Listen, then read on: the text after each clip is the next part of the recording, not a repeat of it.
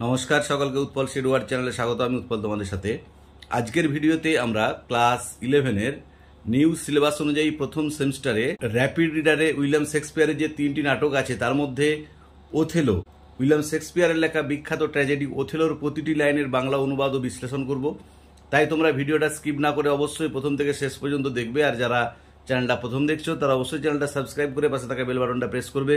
যাতে পরের ভিডিওগুলো আপলোড করার সাথে সাথে তোমাদের কাছে নোটিফিকেশন পৌঁছে যায়। দেখো, আমি অলরেডি ক্লাস 11-এর নিউ সিলেবাসে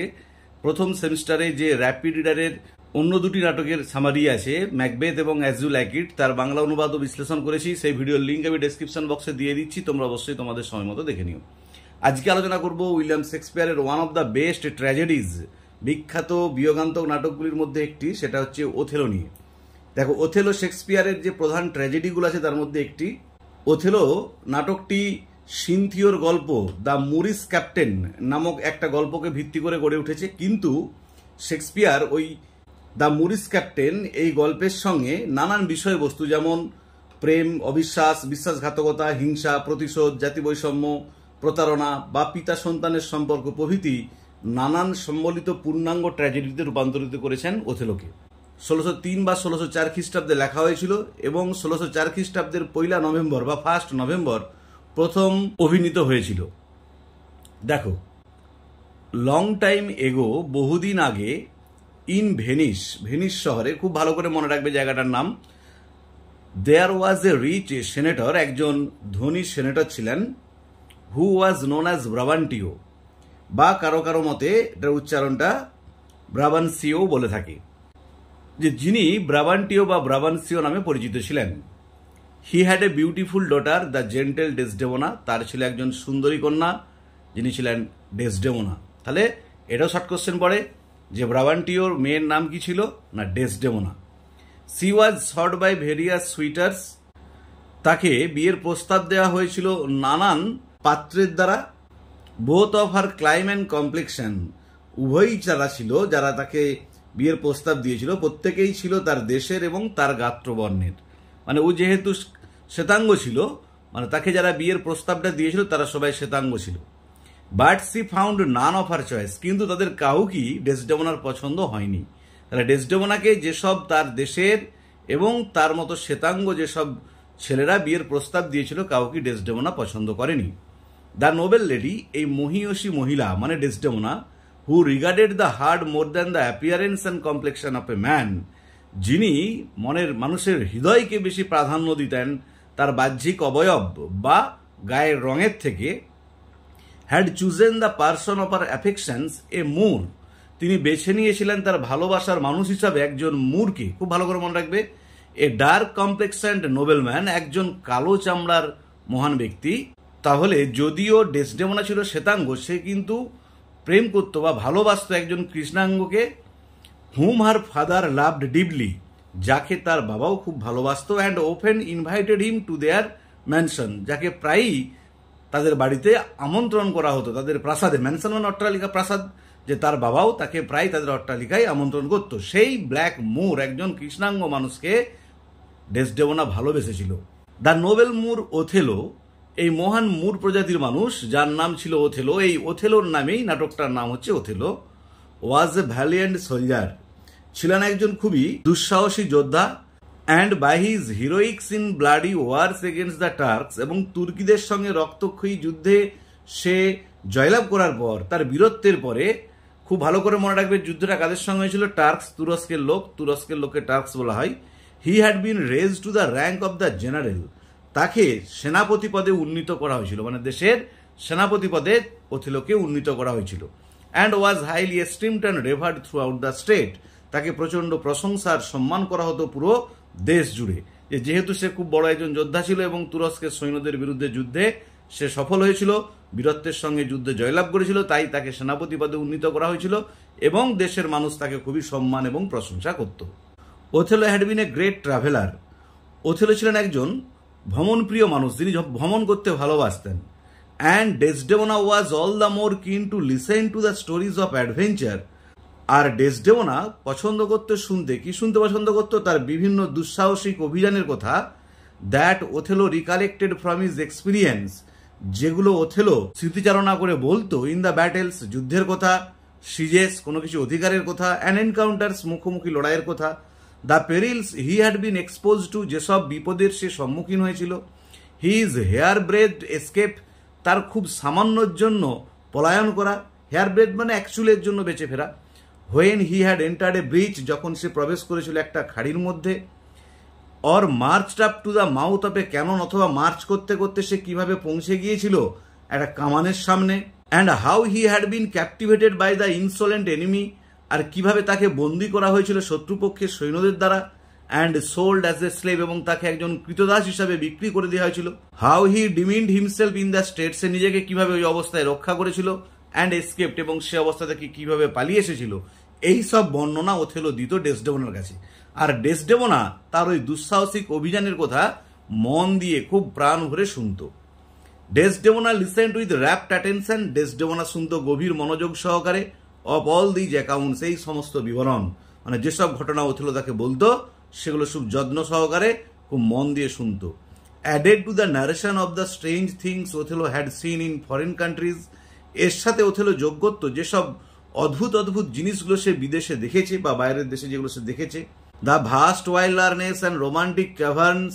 রহস্যময় বন্য প্রকৃতি এবং সুন্দর সুন্দর রহস্যে ঢাকা গুহা, দ্য কোয়ারিজ খনি, দ্য রক্স পাহাড় অ্যান্ড লফটি মাউন্টেন্স উঁচু উঁচু পর্বতমালা, দ্যাট টাচ দ্য ক্লাউডস যেগুলো মেঘেদের স্পর্শ করত, যে একদম মেঘ ছোঁয়া উঁচু উঁচু পাহাড় পর্বত, দ্য স্যাভেজ নেশনস বন্য সব প্রজাতি, দ্য ক্যানিবালস নরখাদক, হু আর ম্যান ইটার্স যারা ছিল নরখাদক, যে ক্যানিবালস মানে হচ্ছে একটা বন্য প্রজাতি যারা মানুষের মাংসই খায়, and of the anthropophagi in Africa এবং আফ্রিকার অ্যান্থ্রোপোফাগি খুব ভালো করে মনে রাখবে, whose heads do grow beneath their shoulders যাদের কাঁধের নিচে থেকে মাথাটা জন্মাতো, মানে কাঁধের নিচে মাথাওয়ালা মানুষ। These stories enticed Desdemona so much that এইসব গল্পগুলো ডেসডেমোনাকে এতটাই মুগ্ধ করত যে even if she was called for any household affairs এমনকি যদি তাকে কোনো ঘরোয়া কাজে ডাকা হতো, she would finish off the work with all haste সে তাড়াতাড়ি কাজটা শেষ করতো, অ্যান্ড রিটার্ন টু ওথেলো ফিরে আসতো ওথেলোর কাছে উইথ গ্রিডি ইয়ার লোভী কানগুলো নিয়ে, কিসের লোভ না ওই গল্পগুলো শোনার লোভ, টু ডিভাওয়ার হিজ ডিসকোর্স তার ওইসব গল্পগুলো যেন সে গিলে খেত, মানে র্যাপ্ট অ্যাটেনশন গভীর মনোযোগ সহকারে ওথেলোর ওইসব নানান অ্যাডভেঞ্চারাস কাহিনীগুলো সে শুনত। At the end of his stories তার গল্পের শেষে ডেসডেমোনা উড অলওয়েজ সাই ডেসডেমোনা সবসময় দীর্ঘশ্বাস ফেলতো, অ্যান্ড দেন থ্যাংক হিম তারপর তাকে ধন্যবাদ জানাতো, মানে ওথেলোকে ধন্যবাদ জানাতো, অ্যান্ড উইশড এবং সে ইচ্ছা প্রকাশ করতো বা বলতো দ্যাট যে if he had a friend who loved her যদি তার কোনো বন্ধু থাকে যাকে সে ভালোবাসবে, he had only to teach him যে কেবল তাকে শিখিয়ে দেবে how to tell his story কিভাবে গল্পগুলো বলতে হয়, যে তার যদি কোনো বন্ধু থাকতো যে তাকে এভাবে গল্প বলা শিখিয়ে দিতে পারত তাহলে সে তাকে ভালোবাসতো, এই যে অ্যান্ড দ্যাট উড উহার এবং সে তাকে হৃদয় দিত, উ মানে হচ্ছে লাভ, তাকে ভালোবাসতো। মানে অ্যাকচুয়ালি ডেসডেমোনা ইঙ্গিত করে বলতে চাইতো যে সে ওথেলোর গল্পগুলো শুনে এবং ওথেলোর গল্প বলার কৌশলটা দেখে তাকে ভালোবেসে ফেলেছিল। আপন দিস হিন্ট এই ইঙ্গিতের পর delivered not with more frankness than modesty যে ইঙ্গিতটা ডেসডেমোনা খোলাখুলিভাবে দিত না কিন্তু একটা ভদ্রতার সাথে একটা কথার নৈপুণ্যের মাধ্যমে সে দিত, অ্যান্ড ব্লাশেস লজ্জার সঙ্গে সে দিত,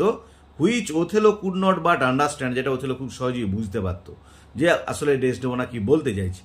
and he spoke more openly of his লাভ তখন সে খুব খোলামেলাভাবে স্বাভাবিকভাবে সে তার ভালোবাসার কথা বলতো।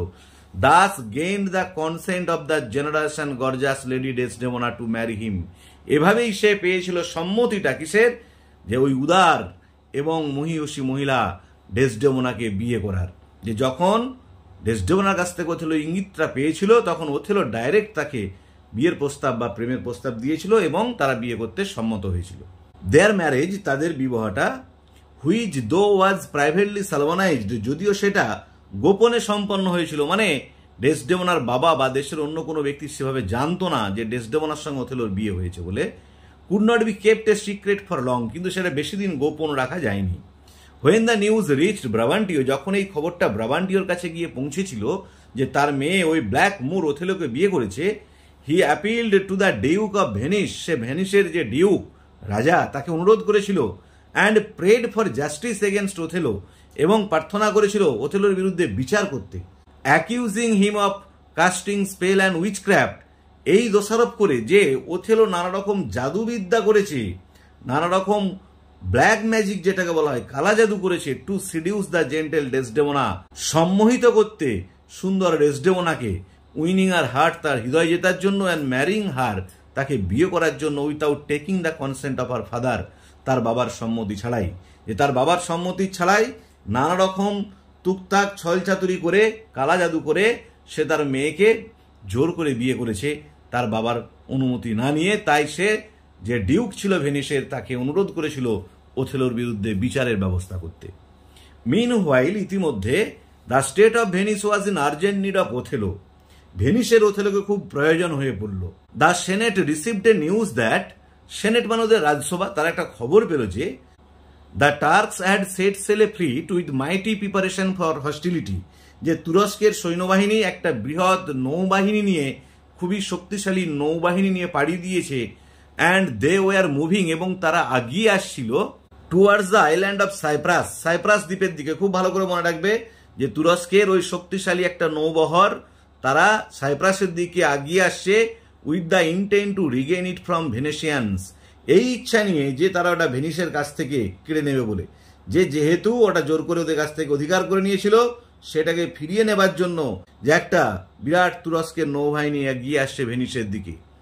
In the state of emergency, এরকম এক জরুরি পরিস্থিতিতে Othello was deemed as the most competent general, ওথেলোকে মনে করা হয়েছিল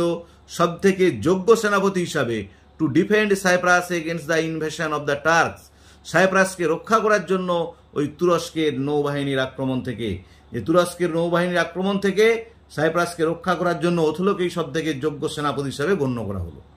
হেন, সেহেতু Othello was summoned before the senate, ওথেলোকে ডেকে পাঠানো হয়েছিল রাজসভাতে, সেনেটে। তাহলে দুটো কারণ, একটা হচ্ছে he was there for call to the senate both as a candidate for a noble employment, তাকে ডাকা হয়েছিল সেনেটে। দুটো কারণ উভয়, একটা হচ্ছে একটা মহান নিয়োগের জন্য যে তাকে সেনাপতি হিসাবে ওই তুরস্কের বিরুদ্ধে লড়াইয়ের ক্ষেত্রে সেনাপতির দায়িত্ব দেওয়া হবে বলে, and esteem as well as a culprit, আর একই সঙ্গে তাকে অপরাধী হিসাবে বিচারের জন্য। Charge with offences by senator Brabantio, যে অভিযোগটা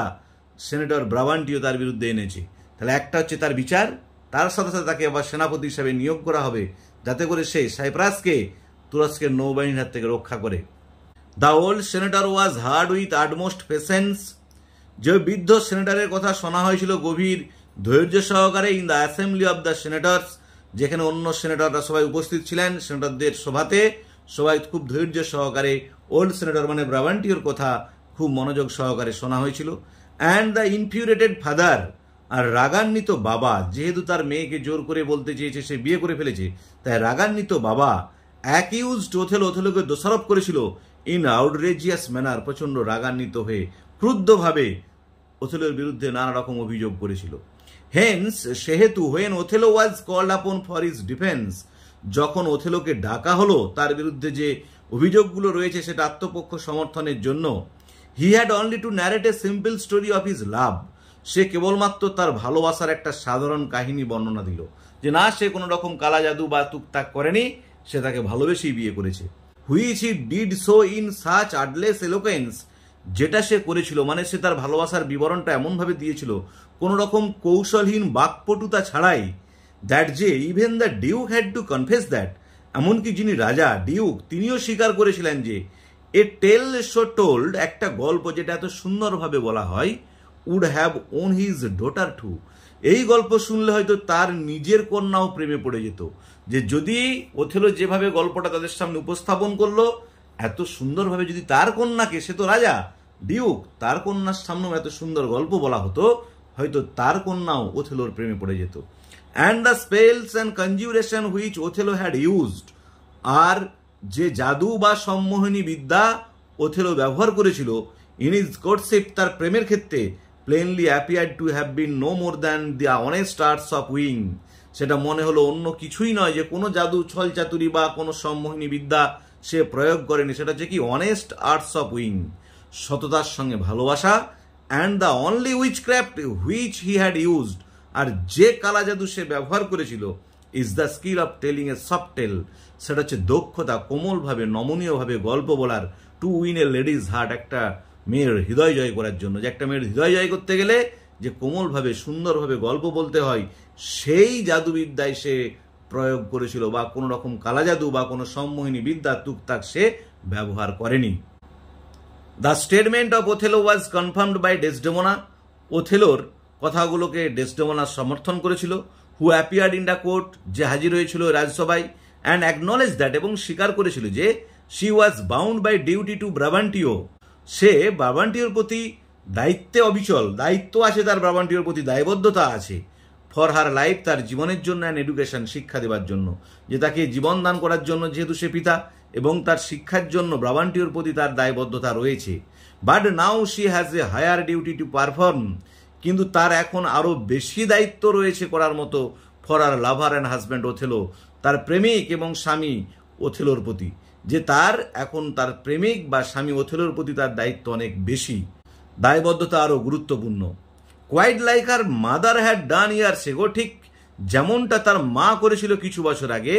in preferring Brabantio above her father, সে ব্রাবান্টিওকে পছন্দ করেছিল তার বাবাকে অগ্রাহ্য করে। যে ডেসডেমোনার মাও তার বাবার অসম্মতিতে, মানে ডেসডেমোনার দাদুর অসম্মতিতে ডেসডেমোনার বাবাকে বিয়ে করেছিল।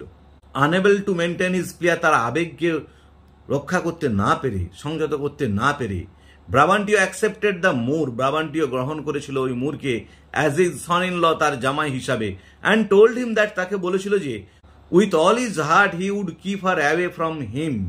যে তিনি সর্বান্তকরণে ডেসডেমোনার কাছ থেকে দূরে সরে থাকতে চেষ্টা করবেন, যে হ্যাঁ তোমাকে জামাই হিসাবে মেনে নিলাম বটে, কিন্তু চেষ্টা করব যাতে করে তোমার থেকে আমি দূরে থাকতে পারি। He was also glad that, সে ছাড়াও আনন্দিত ছিল যে he had no other children, তার আর অন্য কোনো বাচ্চা নেই বলে, যে তার আর অন্য কোনো সন্তান নেই বলে ব্রাবান্টিও আনন্দিত ছিল। For this behaviour of Desdemona, কারণ ডেসডেমোনার এই ব্যবহারটা would have make him a tyrant, তাকে হয়তো একজন অত্যাচারী হিসাবে রূপান্তরিত করত, যে ব্রাবান্টিওকে খুবই অত্যাচারী মানুষে পরিণত করত, and hang clogs on them for desertion, তাকেও তাদের ত্যাগ করতে হতো, এই ডেসডেমোনার ব্যবহারের জন্য তাকেও হয়তো তাদের ত্যাগ করতে হতো। হি ইভেন ওয়ারেন্ট ওথেলো, এখানটা খুব ভালো করে মনে রাখবে, এই লাইনটা খুব ভাইটাল লাইন এই নাটকের ক্ষেত্রে। সে এছাড়াও সতর্ক করেছিল ওথেলোকে, দেখো এই লাইনটা আমি বারবার বলছি, খুব ভালো করে মনে রাখবে, যখন নাটকটা আর কয়েক পাতা পড়া হবে দেখতে পাবে এই লাইনটা কতটা ভাইটাল। সে ওথেলোকে সতর্ক করলো অ্যাবাউট ডেসডেমোনা সম্পর্কে, who had deceived her father, কি বলে দেখো, যে তার বাবার সঙ্গে প্রতারণা করতে পারে, অ্যান্ড মাইট অলসো ডিসিভ হিম,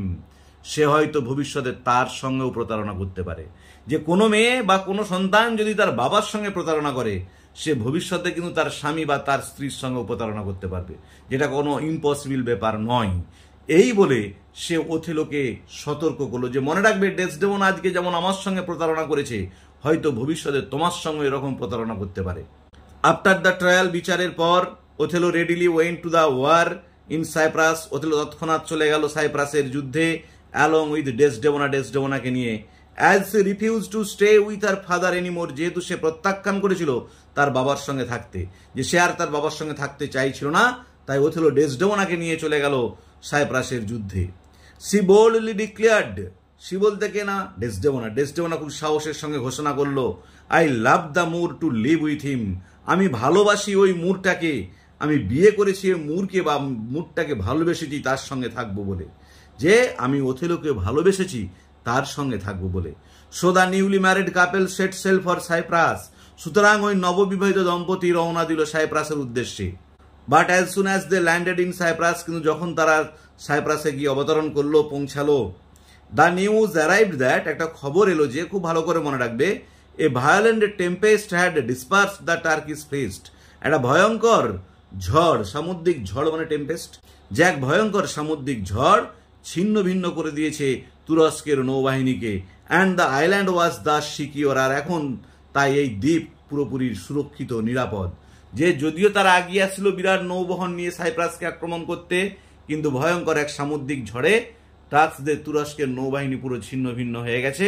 তাই এখন সাইপ্রাস পুরোপুরি সিকিওর, নিরাপদ। বাট দ্য ওয়ার, এইখানটা খুব ভালো করে মনে রাখবে, যে আসল নাটকটা এবার শুরু হলো। এতক্ষণ তোমাদেরকে একটা ইন্ট্রোডাকশন দিল যে ব্রাবান্টিওকে, ডেসডেমোনাকে, ওথেলোকে, কিভাবে ওথেলোর সঙ্গে ডেসডেমোনার বিয়ে হলো, তাদের মধ্যে কিভাবে ব্রাবান্টিও কি সতর্কতা করেছিল ওথেলোকে। দেখো, বাট দ্য ওয়ার, কিন্তু যে যুদ্ধটা, which Othello was to suffer, যে কষ্টটা ওথেলোকে এবার পেতে হয়েছিল, যে ওথেলোর মধ্যে যে যুদ্ধটা শুরু হয়েছিল, ওয়াজ নাও বিগিনিং, সেটা শুরু হলো। And the enemies which malice start up against Desdemona, আর ডেসডেমোনার প্রতি যে হিংসাটা তৈরি হলো, proved in their nature more deadly, সেটা প্রমাণিত হয়েছিল বেশি ভয়ঙ্কর বলে, দ্যান স্ট্রেঞ্জার্স অর ইনফাইডেলস, যে কোনো রকম বাইরের শত্রুতার থেকে অনেক বেশি ভয়ঙ্কর। যে ওথেলোর মধ্যে এক নতুন লড়াই শুরু হলো ওথেলোর মনের মধ্যে। সে লড়াইটা কি না, ডেসডেমোনার প্রতি হিংসা। তার থেকে যে শত্রুতা জন্ম নিয়েছিল, যে ওথেলো ডেসডেমোনাকে হিংসা করতে শুরু করলো, ঈর্ষা করতে শুরু করলো, সন্দেহ করতে শুরু করলো, যে ডেসডেমোনার প্রতি যে হিংসা, ঈর্ষা, ডেসডেমোনার প্রতি যে একটা সন্দেহ শুরু হলো, সেই শত্রুতাটা ছিল বাইরের শত্রুর থেকেও অনেক বেশি ভয়ঙ্কর। যে বাইরে যে তুরস্কের নৌবাহিনী এগিয়ে এসেছিল, তারা যতটা না ভয়ঙ্কর ছিল,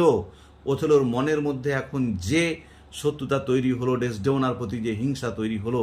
সেটা অনেক বেশি ভয়ঙ্কর ছিল। তাহলে আজকের ভিডিওতে আমরা ইনফাইডেলস পর্যন্ত প্রতিটি লাইনের বাংলা অনুবাদ ও বিশ্লেষণ করলাম। যেহেতু পরের প্যারাটা শেষ হচ্ছে না, তাই আমরা নতুন করে পরের প্যারাটা শুরু করছি না। পরের দিনে আমরা এমন থেকে পরের দুটি পাতার প্রতিটি লাইনের বাংলা অনুবাদ ও বিশ্লেষণ করব। ভিডিওটি ভালো লেগে থাকলে অবশ্যই লাইক, কমেন্ট করবে এবং বন্ধুদের মধ্যে শেয়ার করবে। আর যারা আজ আমার চ্যানেলটা প্রথম দেখছো, তারা অবশ্যই চ্যানেলটা সাবস্ক্রাইব করে পাশে থাকা বেল বাটনটা প্রেস করবে, যাতে পরের ভিডিওগুলো আপলোড করার সাথে সাথে তোমাদের কাছে নোটিফিকেশন পৌঁছে যায়। আর আমি already as you like it এবং ম্যাকবেথ এবং আপন ওয়েস্টমিনস্টার ব্রিজ, এই কবিতার প্রতিটি লাইনের বাংলা অনুবাদ, বিশ্লেষণ এবং কি কি গুরুত্বপূর্ণ এমসিকিউ তোমাদেরকে ফার্স্ট সেমিস্টারের জন্য প্রস্তুত করতে হবে তা নিয়ে আলোচনা করেছি। সেই ভিডিওর লিঙ্কও আমি ডিসক্রিপশন বক্সে দিয়ে দিয়েছি, তোমরা অবশ্যই তোমাদের সময় মতো দেখে নিও। ভালো থেকো, ধন্যবাদ, দেখা হবে পরের ভিডিওতে।